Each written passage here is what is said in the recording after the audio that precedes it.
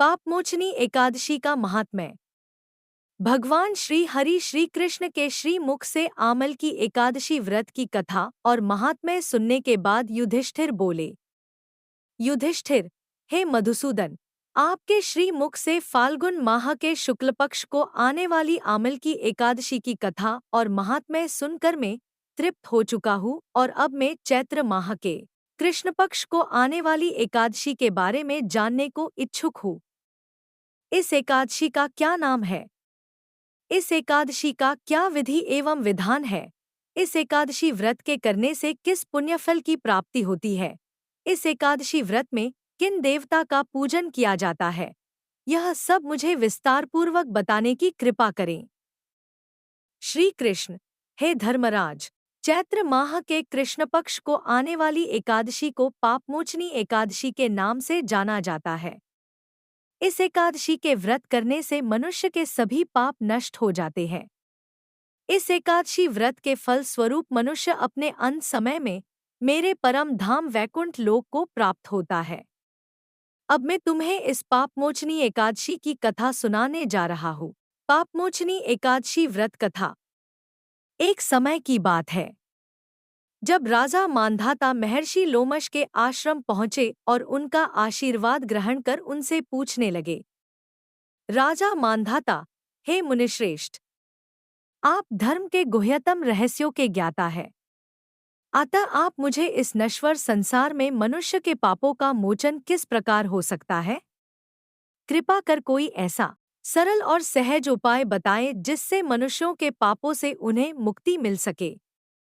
महर्षि लोमश, हे राजन, चैत्र माह के कृष्ण पक्ष को आने वाली एकादशी जिसे पापमोचनी एकादशी भी कहा जाता है, उसके व्रत के प्रभाव से मनुष्यों के अनेकों पाप नष्ट हो जाते हैं।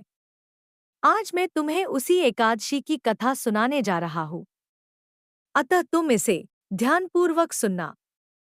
प्राचीन समय में एक चैत्ररथ नामक वन हुआ करता था। उसमें देवलोक की अप्सराएं किन्नरों के साथ विहार किया करती थी।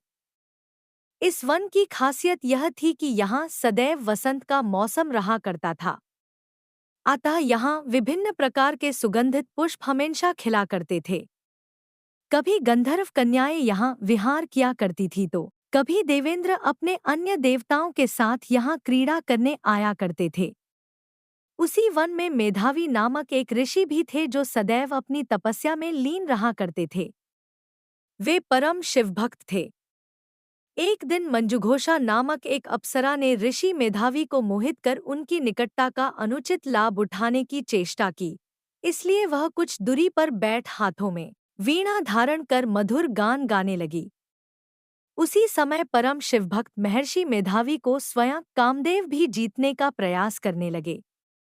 कामदेव ने अब उस सुंदर अप्सरा के भ्रू का धनुष बनाया, कटाक्ष को उसकी प्रत्यांचा बनाई और उसके नयनरम्य नेत्रों को अप्सरा मंजुघोषा का सेनापति बनाया। इस तरह कामदेव अपने शत्रुभक्त को जीतने को तैयार हुए। उस समय महर्षि मेधावी भी अपनी युवावस्था में थे। उनका शरीर भी काफी हृष्टपुष्ट था। उन्होंने अपने शरीर पर यज्ञोपवीत और दंड धारण किया हुआ था। उनकी छवि दूसरे कामदेव के समान प्रतीत हो रही थी। यहाँ कामदेव से वशीभूत होकर अप्सरा मंजुघोषा ने अपनी मधुर वाणी से धीरे धीरे वीणा पर मधुर गान शुरू किया। उस मधुर गान से प्रभावित होकर महर्षि मेधावी भी अप्सरा मंजुघोषा के मधुर स्वर और अनुपम सौंदर्य पर मोहित हो चुके थे। अब अप्सरा मेधावी ऋषि को कामदेव से पीड़ित जानकर उन्हें आलिंगन करने लगी। यहाँ महर्षि मेधावी भी अप्सरा मंजुघोषा के सौंदर्य से मोहित होकर शिव तत्व और रहस्य को भूल गए और कामावश अप्सरा के साथ रति क्रीड़ा में मग्न हो गए। काम के अधीन होकर महर्षि मेधावी को समय का कोई ज्ञान न रहा और वह दिन और रात्रि भूलकर काफी समय तक काम क्रीड़ा में मग्न रहने लगे। बहुत समय काम क्रीड़ा में व्यतीत करने पर अप्सरा मंजुघोषा महर्षि से बोली, हे ऋषिवर, मुझे यहाँ आए अभी काफी समय हो गया है, अतः अब मुझे स्वर्गलोक जाने की आज्ञा दीजिए। किंतु काम के वशीभूत हुए मुनि मेधावी ने अप्सरा की बात सुन कहा, हे मोहिनी, अभी तुम संध्या वेया को तो आई हो, कल प्रातः काल होते ही चली जाना। महर्षि के ऐसे वचनों को सुन अप्सरा उनके से फिर से रमन करने लगी। इसी प्रकार देखते ही देखते उन्होंने बहुत समय एक साथ व्यतीत कर लिया था।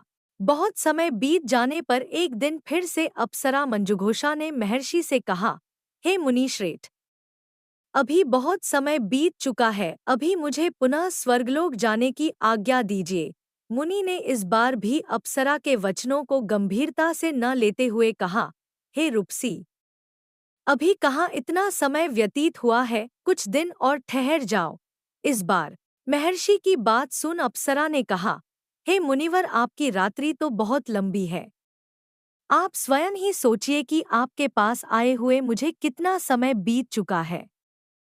क्या इससे अधिक समय तक मुझे यहाँ रुकना क्या उचित होगा? अप्सरा की बात सुन मुनि को अब समय का बोध होने लगा था।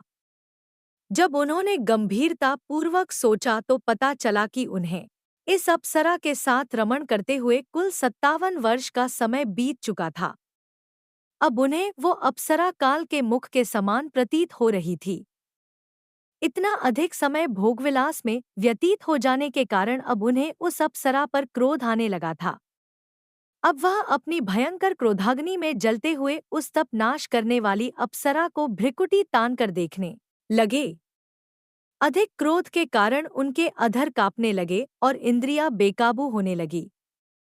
क्रोधवश थरथराते स्वर में उन्होंने उस अप्सरा से कहा, हे तपनाशिनी, मेरे तप को भंग करने वाली दुष्टा, तू महापापनी और दुराचारणी है। तुझे पर धिक्कार है। जा, मैं तुझे श्राप देता हूँ कि तू अब से पिशाचिनी का जीवन व्यतीत करेंगी। मुनि द्वारा दिए हुए श्राप के कारण अप्सरा पिशाचिनी बन गई। खुद को पिशाच योनि में देख व्यथित होकर मुनि से याचना करते हुए बोली, हे मुनिवर, मुझ पर दया कीजिए। अपना क्रोध त्याग मुझ पर प्रसन्न होकर मुझे इस श्राप से मुक्ति देने का उपाय बताइए। विद्वानों के कथनानुसार साधुओं के साथ समय व्यतीत करने से उनकी अच्छी संगत का अच्छा फल प्राप्त होता है, और मैंने तो आपके संग बहुत समय व्यतीत किया है। अतः आप शांत हो जाइए और मुझ पर प्रसन्न होकर मुझे इस श्राप से मुक्ति दिलाने का उपाय बताइए। अन्यथा लोग कहेंगे, एक पुण्यात्मा महर्षि के साथ समय व्यतीत करने पर भी मंजुघोषा को पिशाच योनि प्राप्त हुई। अप्सरा मंजुघोषा के कथन से अब महर्षि को अत्यंत ज्ञानी की अनुभूति होने लगी और उन्हें अब अपनी अपकीर्ति का भी भय होने लगा। अतः पिशाचनी बनी अप्सरा मंजुघोषा को ऋषि ने कहा, हे पापनी, तेरी वजह से मेरी बहुत दुर्गति हुई है, किंतु फिर भी मैं जन कल्याण हेतु तुझे इस श्राप से मुक्ति दिलाने का उपाय बता रहा हूँ। अब से आने वाली चैत्र माह के कृष्ण पक्ष की एकादशी, जिसे पापमोचनी एकादशी भी कहा जाता है, इस एकादशी का व्रत करने से तुझे तेरी इस पिशाचनी योनि से मुक्ति प्राप्त होगी। ऐसा कहकर मुनि ने अप्सरा को इस व्रत को करने का संपूर्ण विधान बताया और अपने पाप का प्रायश्चित करने हेतु वह अपने पिता च्यवन ऋषि के पास गए। च्यवन ऋषि के पास जाकर लज्जा से अपना शीश झुकाते हुए मेधावी ऋषि ने कहा, हे पिताश्री, मुझसे एक घोर पाप हो गया है। कामवासना में लीन होकर मैंने एक अप्सरा से रमण किया है। अतः मेरे सारा तेज और तप से अर्जित किया हुआ सारा पुण्य संभवतः नष्ट हो गया है। कृपा कर आप मुझे इस पाप से मुक्ति दिलाने का उपाय बतलाइए।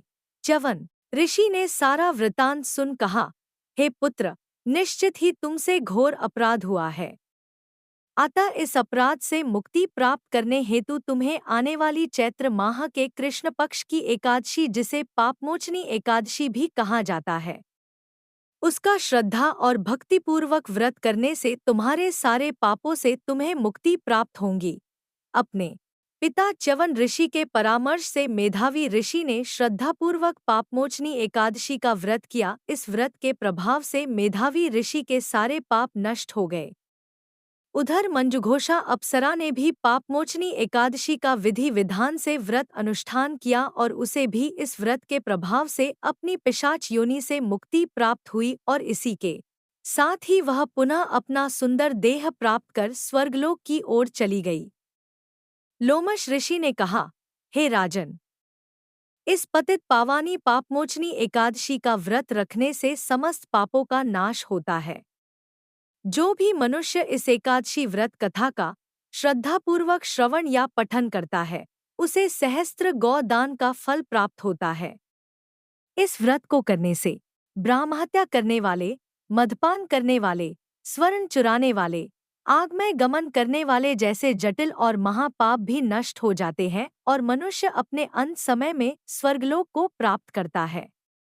ओम नमो भगवते वासुदेवाय।